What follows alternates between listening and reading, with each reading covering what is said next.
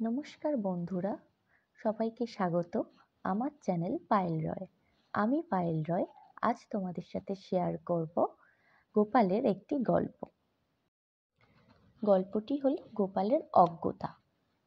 গোপালের লেখাপড়া বেশি দূর না এগোলেও তার তীক্ষ্ণ বুদ্ধি ছিল খুব বেশি। রাজা কৃষ্ণচন্দ্রের ভার হিসাবে তার খ্যাতি চারিদিকে ছড়িয়ে পড়েছিল।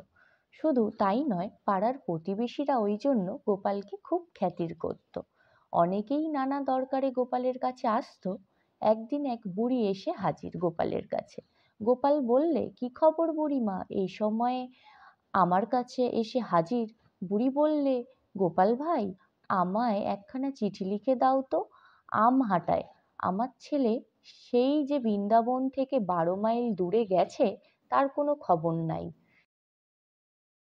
তাই খুব চিন্তায় আছি। বুড়ির কথা শোনার পর গোপাল বললে, বুড়িমা, আজ তো আমার পক্ষে চিঠি লেখা সম্ভব হবে না। কি হয়েছে তোমার?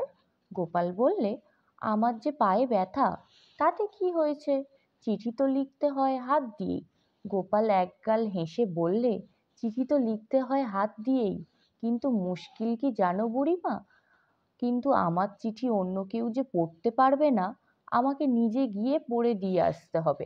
তারপর আমার যে এমন পায়ে ব্যথা, তাই 12 মাইল দূরে গিয়ে কি করে চিঠিটা পড়ে দিয়ে আসি? তুমি অন্য কাউকে দিয়ে এবারকার মতো লিখিয়ে নাও, বুঝলে বুড়িমা? বুড়িমা আর কি করবে, অগত্যা তাকে নিরাশ হয়ে ফিরে যেতে হলো। আমার গল্পটি ও রেসিপিটি যদি ভালো লেগে থাকে, তাহলে বন্ধুরা অবশ্যই একটা লাইক, কমেন্ট, সাবস্ক্রাইব করে দিও। Thank you.